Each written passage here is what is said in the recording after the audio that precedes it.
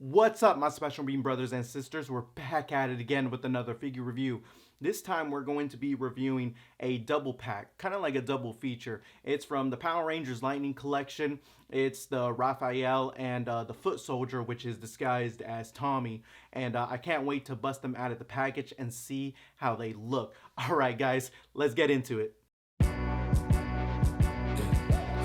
One's a company, two's a crowd, three's a party coming, move around like fresh when the school is out, when the booze is up, when the sun is down, enjoy the ride. Okay, guys, now that I got them both out of the box and onto the rotating stand, they look really, really nice. Like, excuse me, once you got them out and you're just actually messing with them. Now, with the Pink Ranger, I don't know if it's the exact mold that we get with the Lightning Power Rangers collection.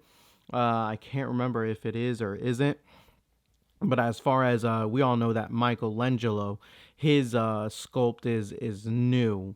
I mean, if you already have the other Power Rangers, Ninja Turtles in their powered up state, then that's gonna mimic the same thing as this. The only thing that's different is the actual color, the helmet, and the actual waistband right there where the morpher sits.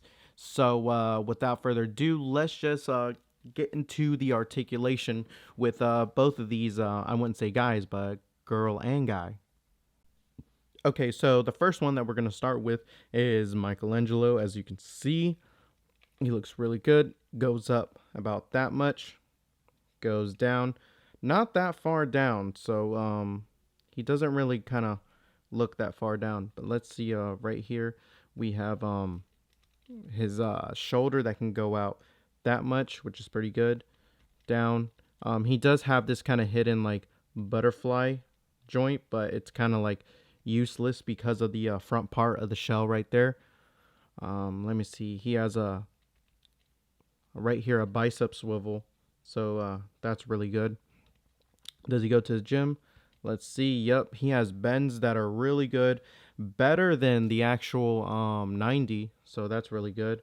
And then 360 with the wrist, so that's good. Now I kind of want to know, and I don't remember if I said that. I can't remember if I said this in my other videos with this line, but he has a cut right here that he can use to actually crunch down, but it's kind of useless since this part right here doesn't really allow him to kind of get any range of motion. So that's kind of a, maybe a loss in communication when it comes to designing these things. So moving on down, so he has no abdomen crunch or anything like that. So moving on down, he can lift his leg up about that much. He does have a thigh cut right here, if it will let me use it. Okay, so yeah, he has a thigh cut right there, which is really good. Bends right here at the knee, so that's pretty dope. He does have a boot cut as well, so that's really cool right there. And then his toe, no, not his toe, his foot articulation goes up and down about that much. So pretty solid and pretty standard with what we've been getting with these morphed Ninja Turtles. So now I'm going to switch it over to, let's see, April. Get her off. Have Michael chilling right there. Hope you don't fall. Okay, so now with April, let's see, she can look up about this much, look down about that much. She can do the 360 if she wanted to. Her arms are a little bit dainty, but they still have the range in motion where she can still lift up. I think she can only lift up about that much. She does have this kind of like hidden butterfly joint, like we're used to getting. Let's see. She can cross her arms if she wanted to. Yep, she can do the arm cross. She does not have a bicep swivel right here. There's no cut. So I mean, I'm okay with that. I don't think it really does need it since you already have bends right here at the elbow, and then you can still cross it up like that. So all good for me. and then her wrist can go 360 as well. So when it comes to this to the abdomen part, so she can kind of look. She doesn't really have any range in motion. I mean, you have some. You're just gonna have to kind of manipulate it, and then you have this bottom part which kind of goes down about that much, but she does not really look down. You know, I guess maybe because she's not the real Pink Ranger. So with the legs, she can go up about this much, and then with the thigh swivel right here, that's really good. She has bends right here at the knee. Mine's just a little stiff. I don't want to have no stress marks on it. So, anyways, it can go, but it's just I just need to put in some hot water maybe. And then we have a boot cut right here, and then the actual foot articulation goes down that much, and then goes up about that much. So that's going to be it for April O'Neil, and of course she has the blaster right there, and the morpher looks really nice as well. So let's put them on the rotating stand and then get into the accessories. Okay, so when it comes to the first piece of accessories, the first one we're going to start with is April O'Neil. And right here, as you can see, is well, if she can focus, right here is the face of O'Neil, and it looks really, really good. Let me see. Okay. I mean, right off the bat, does it look like her? Maybe in an iteration or a universe, like part of the comics, yeah. But still, overall, even with the head sculpt and with the there's no shading on it. Sorry, guys. Everything is just off of the mold. So, yeah, doesn't look too bad. Looks pretty nice. The next accessory that we're going to get into is the power bow, or the actual power arrow. So it's all just one solid piece. There's no detail to it. It almost looks kind of like just like very cheap. So no detail to it whatsoever. The next thing is the actual power bow itself. So that looks really, I mean, it doesn't really look too good. It's just the mold and maybe like a piece of the part right here that's painted.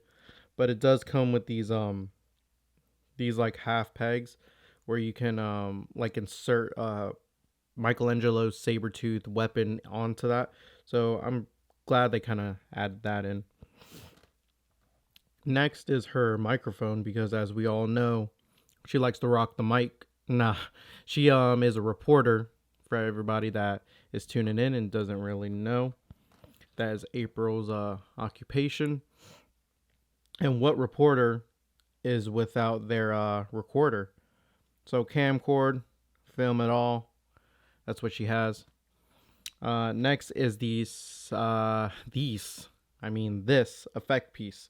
So it's kind of like, you know, you're shooting the arrow. So that looks really cool right there. Almost like a dramatic effect piece. So you're shooting the arrow, boom, you got the guy. And then last is her hands that she has. She already has the hands that she's sporting with right now, which is the gripping and holding hands. But this one is kind of like, you know, a punching and like a punching fist and kind of like an open like karate chop. So that's really cool right there. And that's going to be it for April O'Neil. Next, we're going to dive into Michelangelo's accessories. And they come with a good amount. I like that they did that. So it's a double pack. So if you don't have it, I say get it. It's just kind of like open, very like happy. This is what you expect Michelangelo to be, the happy of the bunch. He still has his bandana, orange, iconic. Looks really nice. I like it. Very, very comical. Next we have let's see. The his weapons, kind of saber-tooth weapons.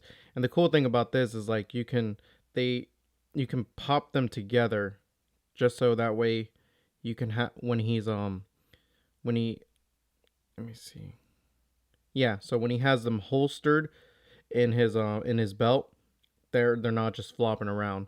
So that looks really good. And you could just detach them for whenever he's about to do an attack or anything like that. Then the next thing we have is the actual effect piece. Now I forgot how this went. Oh, there you go. Kind of slides in like that. So that's the effect piece right here. Kind of like slashing somebody.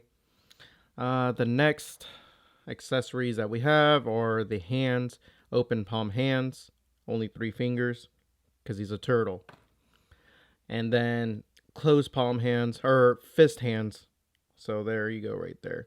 And that's going to be it for the accessories for Michelangelo. It seemed like when it came to what's her name? April O'Neil, she had a lot more accessories than Michelangelo. But I mean, that's just what it is. So I'm gonna put these both these figures in a fire pose, and then with some of the accessories, and then I'll just give my final thoughts on it. Okay, guys. So when it comes to both of these figures, the double pack, honestly, they are really good. The Pink Ranger, like I said, I can't really remember if she is the exact mold that you get with the Power Rangers Lightning Collection. But Michelangelo, he is a lot of fun to just kind of like maneuver and move around with and articulate, just as well as the Pink Ranger or April O'Neil. And I've tried to put as much accessories on them as I could without making it look too like crazy or anything like that. But something simple, you know. April O'Neil with one mic in one hand, and then the other one like with the power bow as well as the blast effect that comes with it. And Michelangelo just slinging his nunchuck or his double dagger saber-tooth dagger nunchuck with the effect right there, and he has the helmet off with one in the holster as well. Alright guys, that's pretty much gonna wrap this video up. Let me know in the comment section below if this double pack is going to be a pass or a grab. Major Piccolo shout out to everybody supporting since day one, and like I've said, the channel is lazy but the movement ain't. Open for plans tonight.